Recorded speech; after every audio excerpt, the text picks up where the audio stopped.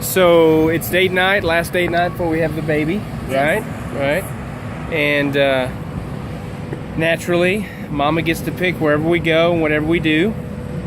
And so we decided to go to Olive Garden. Look at that. That's what I'm saying. Goes straight to my thighs.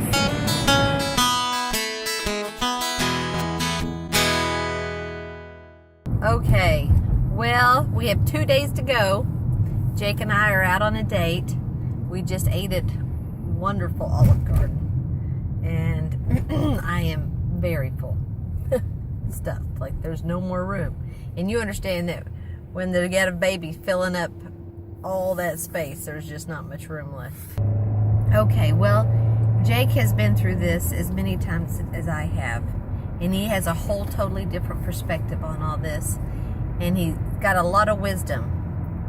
And he's really fun to listen to. So, I'm going to pass him the phone and let him tell you all about a guy's perspective on what's about to happen and what to prepare for and the kind of mindset that you go into this with. So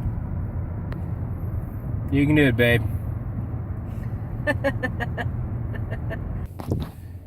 Well, so I don't know where to start. I guess I would start at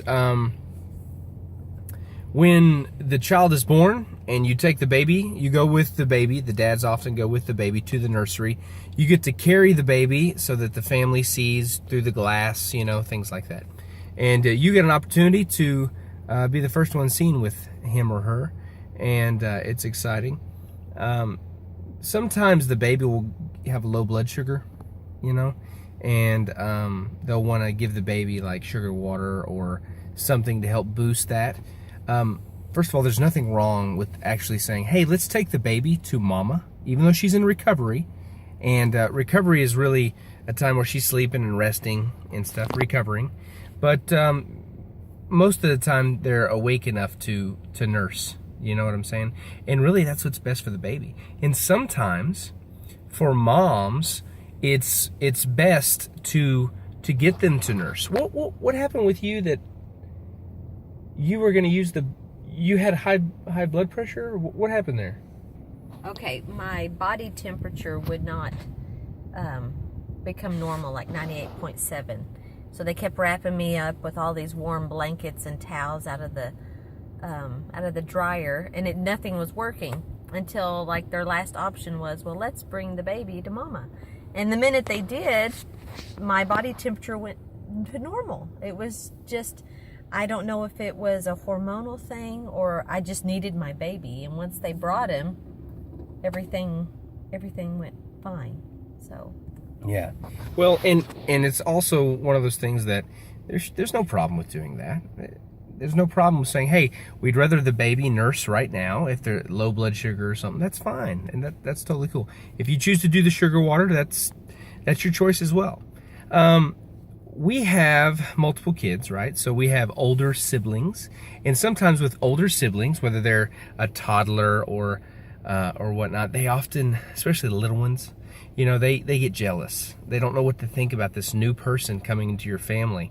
And what we do to help kind of pacify any jealousy is we tell the little one, the littlest one, the one who doesn't have a younger, brother or sister, and we come to them and say, hey, you're going to go with daddy and you're going to take and push the baby into mama's room. This is after recovery.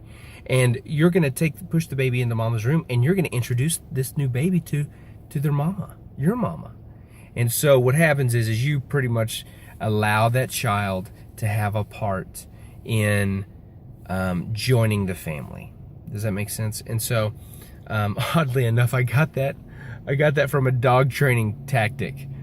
We I don't know, we got another dog, or what was it? I guess we had a dog and we were getting another dog, and somebody said, go to neutral ground. Take them to neutral ground and let the one dog who's lived there bring the new one into their home, and everything will be fine. And so it actually works with my kids too. I mean, I don't know what to tell you, but it works. It really does.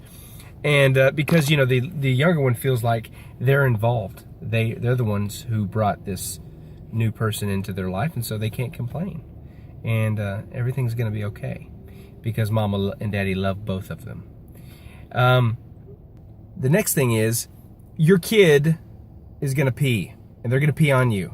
And you're going to be like, first it's going to be like weird, but then you're like, you know what? That's my kid. You can pee on me if you need to. At least that's what I thought. I thought it was great. Now, when they poop on you, that's a different story. You know, pooping on you, it's kind of like, did you have to? I mean, okay, you know. So when you're changing your kid's diaper, what happens is that they kind of relax, and when they get relaxed, that's when they pee. And so if you grab their little legs and you lift them up and you take the old diaper off and you wipe their hiney, you keep their legs moving side to side. If you move their legs just gently side to side, not hurting them, then what happens is that they're kind of wondering, what's happening down south here? Why can't I relax? Why can I stop moving so I can pee? And then that gives you just enough time to slide a new diaper on and kind of keep you from getting peed on. So I kind of learned that the hard way, and I think I only discovered that fourth son. I was tired of getting peed on at that point. You know, at first you're like, oh, this is wonderful. At the fourth kid, you're like, come on, man. We're going to focus on your aim here. So the next thing is, your wife has just been cut wide open.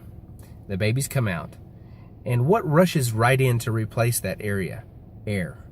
A lot of air. So what will happen is your wife will get a lot of pain, a little pressure in the next day or two, because they'll have like pockets of air like up in their neck, kind of hurting them a little bit.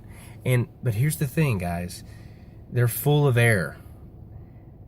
How does that air get out? Yeah, they're going to be farting a lot. And that's okay, right? Right? Yay, attractive. Hey, they put up with our farting, right? So, I mean. Amen. Amen. Not that I've ever farted. We fluff. It's fluff. Women fluff, men fart. That's right. We're establishing that right now. Anyway, you need to be understanding about that, especially if you're like young married, or maybe she's never farted around you or whatever. I mean, you're just going to have to go, hey, it is what it is. That's okay, and we're going to move on with that. Plus, the next thing is you get to deal with tar diapers. Yes, tar diapers are so wonderful. Every person should deal with tar diapers, because then you'll never complain about the poopy diapers that are on the way, because tar diapers are the worst. They're terrible. I can't stand them. I'm glad they don't last long. They last about a day or so. But also, your wife's hormones are going to be changing. So for 40 weeks, everything's been adjusting, and all of a sudden, this baby's gone, and all her hormones are going to start adjusting. And it's going to, look guys, they're going to cry randomly for no reason. They're going to be nervous, and they're going to feel inadequate. Okay? So your job is to not argue, number one, even if they snap at you, is to be all understanding and stop fixing the problem and just listen. And number three, tell them how awesome they're going to be when since they're new mamas, okay? So do that, okay? There's an old saying, happy wife, happy life, right? So be understanding. Women are emotional anyway, and then they have a kid and emotions are going nuts back and forth. You just need to pick and choose your battles, okay? And this isn't one of them. Just be understanding. Sorry, I dropped the phone. Just be understanding and love them, okay? So we want to say thank you for watching. We're on a date, and we're going to head out. We're actually going to make like a baby and head out. Hey, I have something to say. What? I have something to say about gas, farting. For you about to go in to have a C-section and you plan on nursing, it's a good idea to whatever gassy foods that you enjoy, like broccoli or oatmeal, anything that would, beans that could cause gas, it's a good idea to stop eating those things like now, 3 days, 2 days out from having your C-section, because you're already going to be struggling with gas from the C-section. It's painful. So you don't want additional pain or gas still trapped in there from what you ate.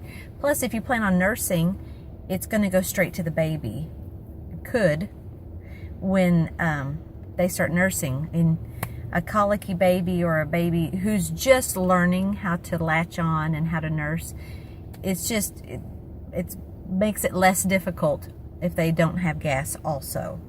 So just keep that in mind. If you're wanting oatmeal, go maybe not right now. Wait till way later when there's this, it's not going to cause more gas problems. What's that smell? You.